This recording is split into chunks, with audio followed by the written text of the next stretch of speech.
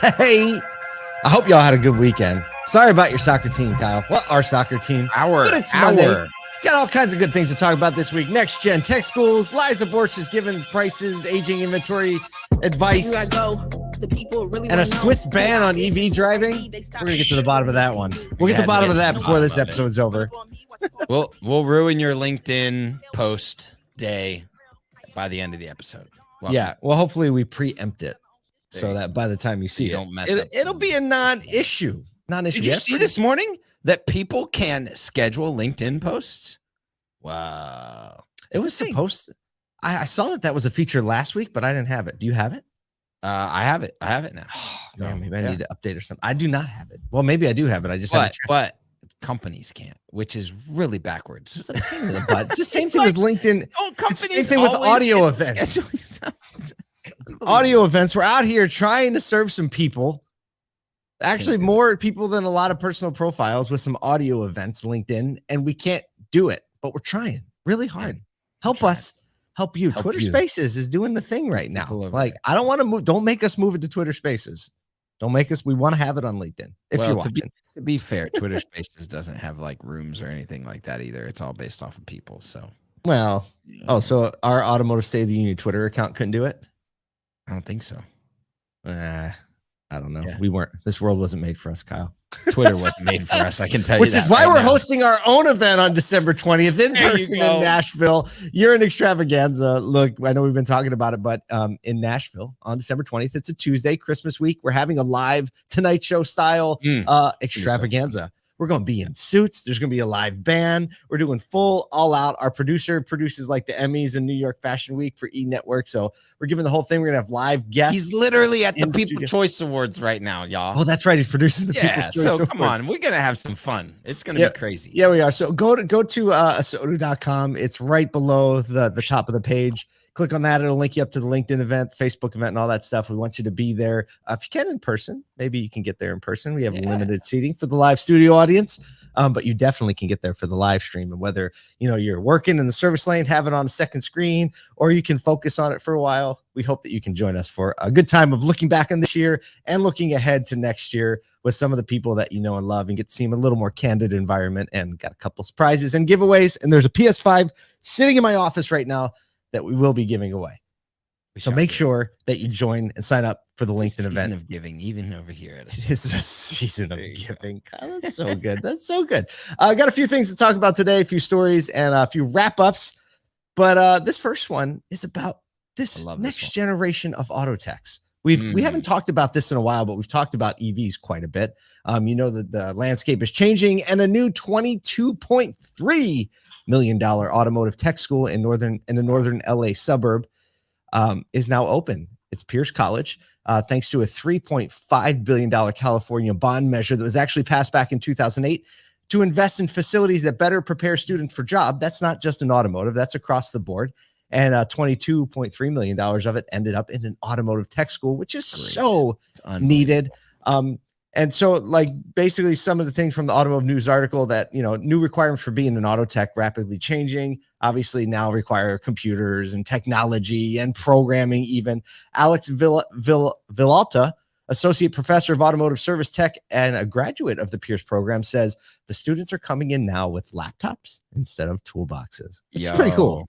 It is pretty wild. And I think, the EV acceleration is going to make this even more a necessity to almost like you might need some level of programming skills. Yeah, that's the word that kind of triggered me. I was like, oh, yeah, it's not just that read a little code. You have to like connect to the OEM computer to like let it solve something or call a master tech up at the shop. Like you might actually have to fix a couple lines of code or, get in and diagnose the actual computer.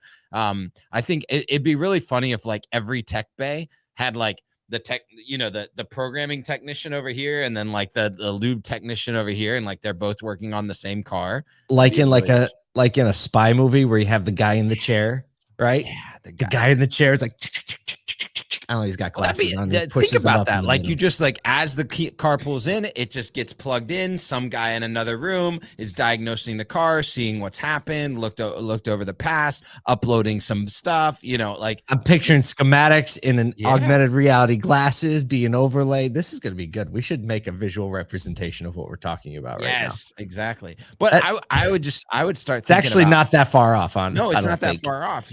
I mean, I think everyone should be thinking about what their shops would look like with more like pressing into technology and what technology you should be investing in today, and or just like accruing for the right type of computers. Yeah. Right. Think about it, Paul. When you go in the shop, what's sitting around? Typically the old sales guy computer, right? It's like, put that back in the tech shop.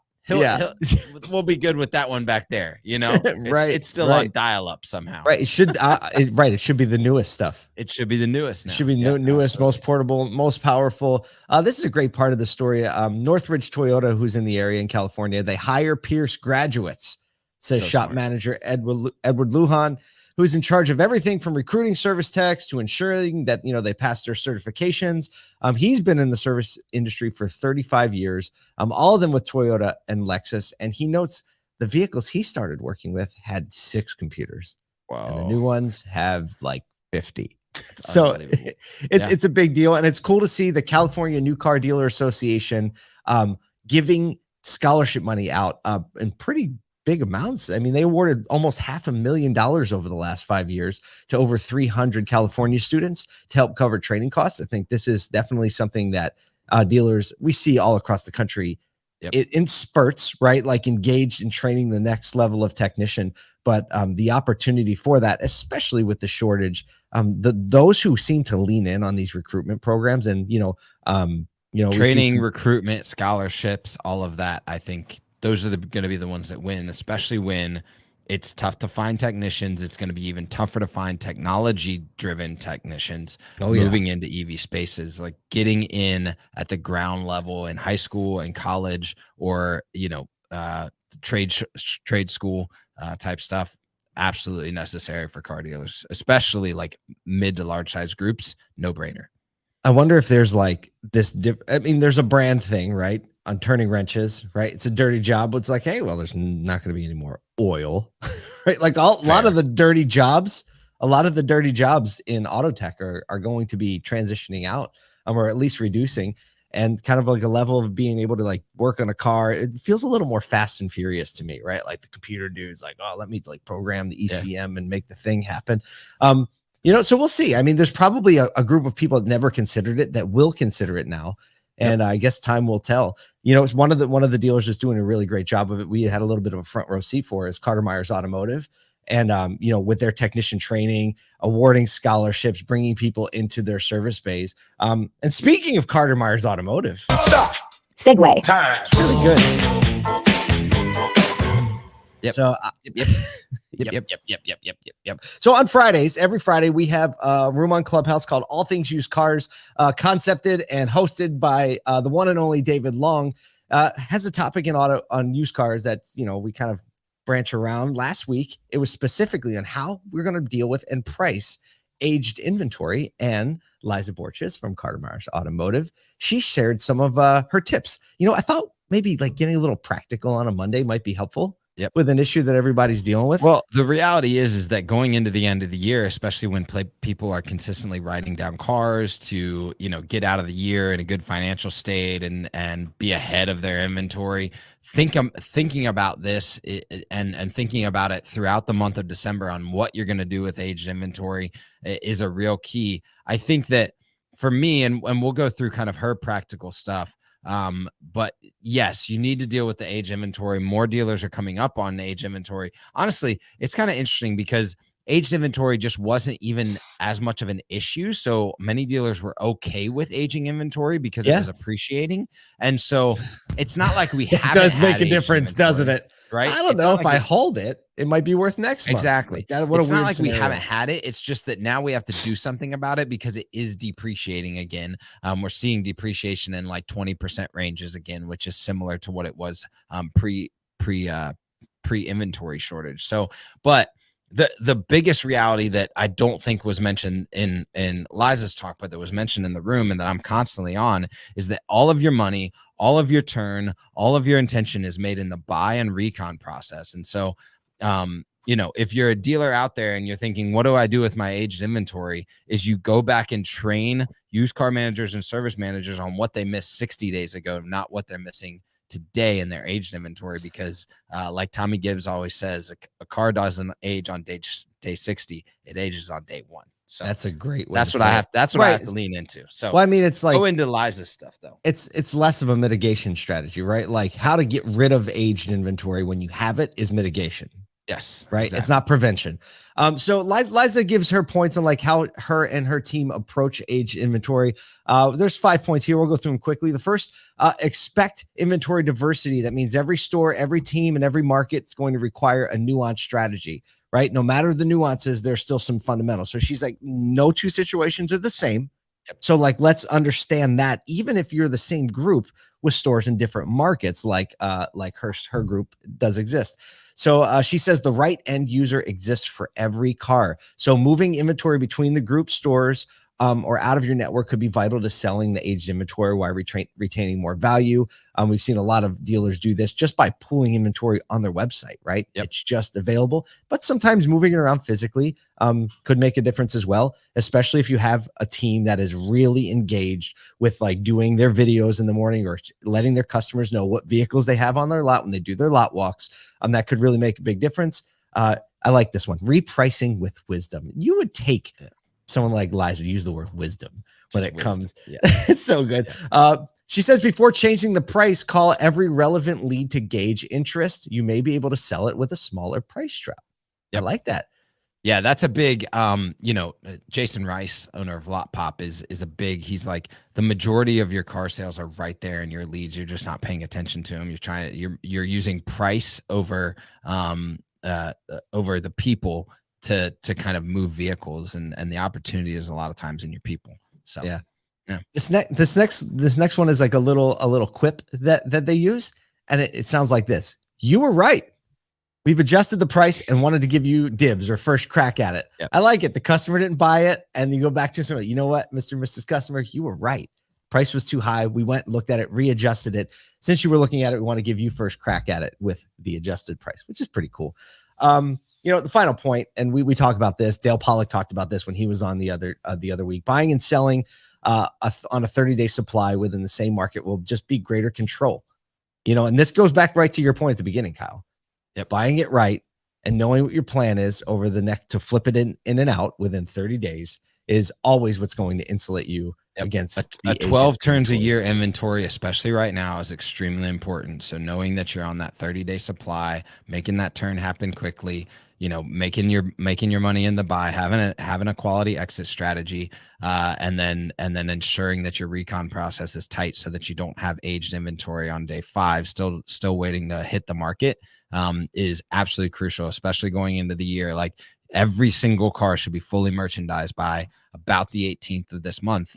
Because if you're waiting until the 24th, 25th to merchandise your vehicles, you're behind the 8 ball. Doesn't even exist, pretty much. Yes. Doesn't even exist. Hey, let's pull out for a second, because a lot of people, new listeners to the podcast, might not have a full idea of what we're talking about. Here's the bottom line. It's like, think of your used car inventory, all those cars sitting out there on the lot that are not new, are used. Think of that like a perishing piece of fruit. The longer you have it, the worse it's going to get, just because values go down over time. It costs money for your dealer to buy that car, and they pay interest on the loan. They have to pay to insure it while it's on the line. So every day that's getting more and more rotten while it's sitting there. So anything you can do to help get those cars off the lot will make your GM and your used car manager and your dealer principal very, very happy, whether that means getting it through the shop faster, maybe making sure it is clean, making sure customers are pointed in the right direction. You, if you're in the store or you're affiliated with the store, you can actually have an impact on that if you know what's going on, which is what we're trying to do, trying to bring you there. All right, last story. Speaking of things trying to bring you somewhere. Stop. That was a little weak. We'll take it. But hey, look, you got a segue in. Proud of you. Okay, proud of you. It's a Monday. Okay, so I saw this post on LinkedIn and I was like, oh, I got all excited about it. So post on Switzerland proposing a ban on using EVs to stave off an energy shortage gained a little bit of traction. I saw the post in a couple of places. I was like, oh, here comes the other shoe. It's about to drop. But before we're going to give you just something off of LinkedIn randomly, we're going to do a little research. So we did a little research, and the truth is it's not quite as fantastic as it seemed in the beginning. So all the people looking for like a reason to get it up in arms. Yeah, just shut that down. Turns out the basis for those reports is the Ordinance on Restrictions and Prohibitions on the Use of Electric Energy, which is a proposal going forward to the Swiss government. And banning or reducing the use of EVs is like level 3, which is like a high level of like, we're in trouble in the power grid here. And it could include limiting driving to basic travel, like going to work, getting food, going to the doctors, etc. So you mean like if we ran out of gas? Yeah. I mean, exactly. Okay, like sounds good. So we've been through this before. If we were running out of gas, guess what? We would be like, you use a little less. What do you do when you're running out of water? You use a little less, right? And so, but the sensational headlines. Like, see, I told you so. Let's just shut that down right now.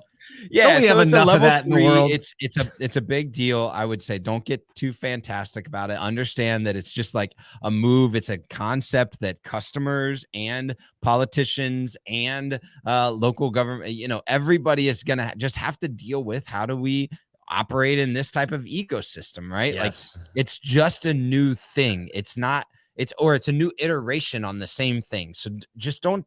I would say with everything EV, don't get too fantastic about it. There's still a ton of moves and shifts and understanding the market or electricity or grids or anything like that. There's a lot of questions still to be had. We've been working with gas engines for like over 100 years, people. We just know what to expect. We don't know what to expect. Just wait on it. It'll come.